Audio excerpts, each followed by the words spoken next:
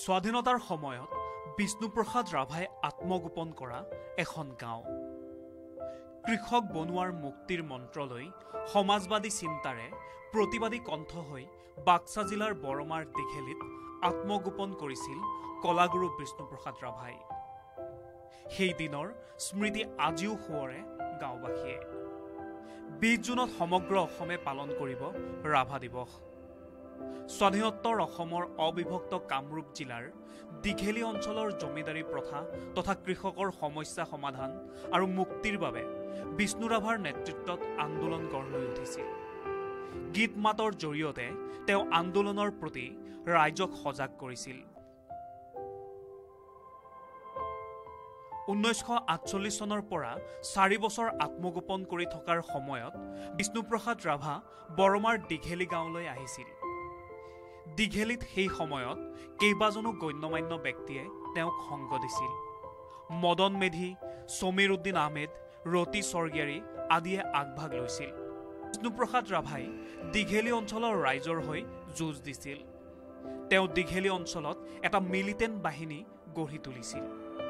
সেই সময়ত টিহু ৰাজচক্ৰৰ বিষয়াৰ কাৰ্যালয়ত ভূমিবাৰী সংক্ৰান্তীয় কাৰণতেই জ্বলাই দিয়া হৈছিল। বৃহত্তৰ দীঘেলী অঞ্চলত চলিছিল বিষ্ণুপ্ৰসাদ ৰাভাদেৱৰ একনায়কত্ববাদ।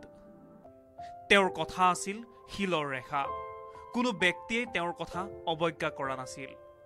আত্মগোপন কৰা সময়ত গণসংগীত আৰু ফুটবলৰ যোগেদি তেওঁ ডেকা বুঢ়া সকলোকে একত্ৰিত কৰিবলৈ বিষ্ণুপ্ৰসাদ ৰাভাই চেষ্টা কৰিছিল।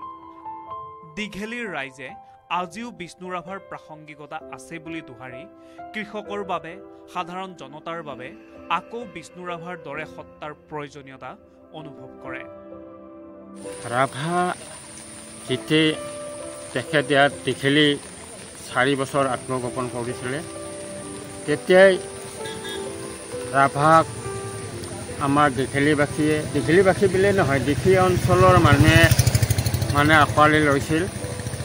আৰু ৰাভাই মৃত্যুবৰণ কৰাৰ নেক্সট বছৰৰ পৰা আমাৰ ইয়াত ৰাভাক মৃত্যু তিথি আমি পালন কৰি আহিছোঁ। আৰু ৰাভাক বহু মানুহে ইয়াত আগত যেনেকৈ হাজাৰ হাজাৰ মানুহে কিবা দিনা মৃত্যুবাৰ্ষিকীৰ দিনাখন ইয়াত গোট খাইছিলে।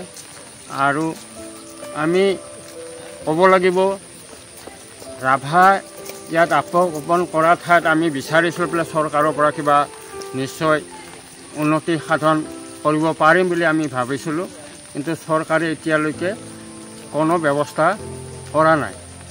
আৰু এতিয়া আমি দীঘেলীবাসী আমি বিচাৰিছিলোঁ, সেইখিনিও চৰকাৰে এতিয়ালৈকে আওকাণ কৰা নাই।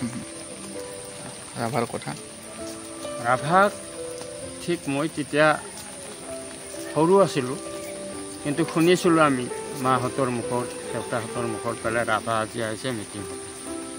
কিন্তু তেতিয়াই কৈছিলে মাহঁতে, ৰাভাই এনেকৈ আহিব দেই, যিজন জাপি পিন্ধিছে তেখেতেই ৰাভা, অস কয় মানুহজন, তেনেকৈ আমি কোৱা শুনিছিলোঁ। আৰু মানুহবিলাকক আমি দেখিছিলোঁ কি মানুহ দলে বলে আহি ৰাভাৰ মিটিঙত অংশগ্ৰহণ কৰিছিলে।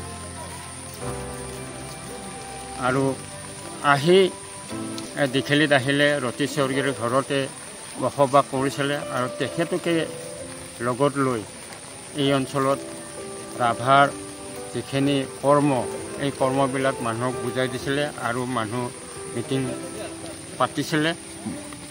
সেইখিনি সংগ্ৰাম আগবঢ়াইছিলে। আৰু আমাৰ যিখিনি গৰীব মানুহ আছিলে, মাটিবিলাক জমিদাৰীৰ মাটি আছিলে দীঘেলী অঞ্চলত, সেইবিলাক মাটি ৰায়তৰ বুলি কয়, সেইবিলাকৰ হকেও ৰাভাই আমাৰ কৃষকবিলাকক আমাক বুজাইছিলে বোলে, এইটো আমি তেখেতসকলক আমি ধান দিব নালাগে আৰু মাটিখিনি আমি দখল কৰিব লাগে, তেনেধৰণৰ কথাবিলাক কোৱা বুলি আমি শুনিছিলোঁ, কিন্তু দেখা নাছিলোঁ যদিও শুনিছোঁ এইবিলাক কথা।